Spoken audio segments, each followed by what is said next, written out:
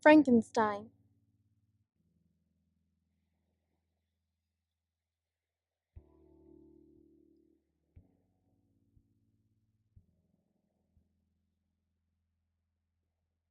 Chapter 6. Henry Cloverell arrives to the University in Gstaad to complete his studies.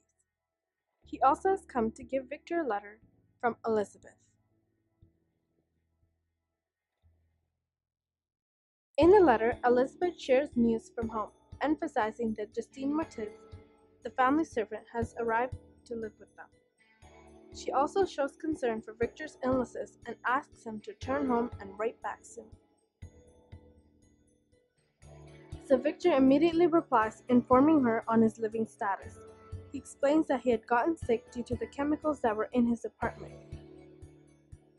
However, after Henry removed them from there and helped Victor find a clean place to live, he soon started recovering. After recovery, Victor then decides to introduce Henry Cleverell to his university professors Waldman and Kremp.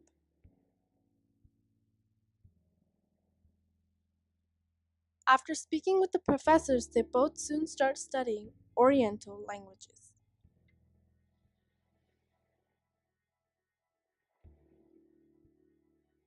Victor soon decides to visit Geneva, but he must wait for a letter specifying a date for his departure to home. While they wait, Henry proposes a pedestrian tour around the university, and Victor accepts this with great pleasure. They spent a fortnight exploring the country and admiring the nature along the way. Chapter 7. They both return to college on a Sunday afternoon, filled with happiness and unbridled joy.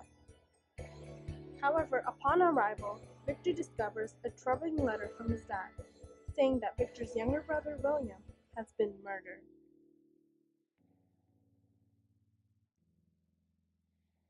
He is shocked and depressed, so he immediately packs his bags and heads home to Geneva.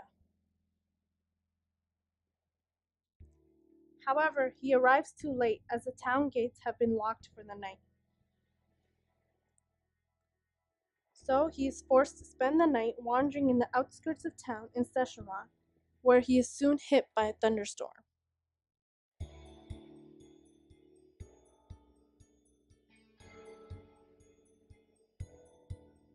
Suddenly, on Mont Blanc, flashes of lightning begin to illuminate a figure.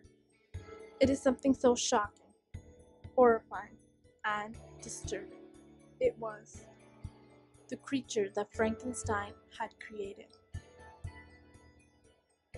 Quickly connecting the dots in his brain, he is convinced that the monster is responsible for the murder of his little brother, William.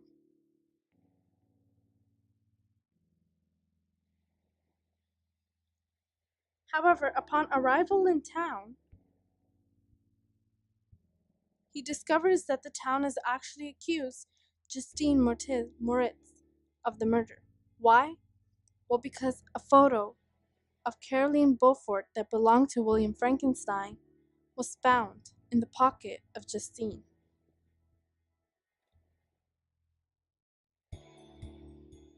But Justine is innocent, and Victor tries to prove this. Yet he doesn't spill anything about the monster, as he doesn't want to risk inquiry on his creation and be labeled crazy.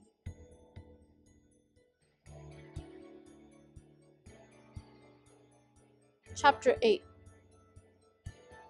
But despite everyone's attempts to prove her innocence, the court wasn't ready to believe it, as an enormity of crime and evidence pointed against her. Justine eventually was fed up with this, so confessed that she committed the crime in hopes to gain salutation. This only leads her to her death. Victor is now consumed with guilt, as is responsible for these two deaths in the family.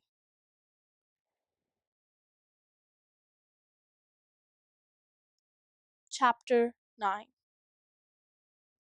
Victor's father, Alphonse, decides to move to their family home in Belrive in hopes to escape the depression. They try to enjoy the beautiful scenery around them, in hopes to cheer themselves up.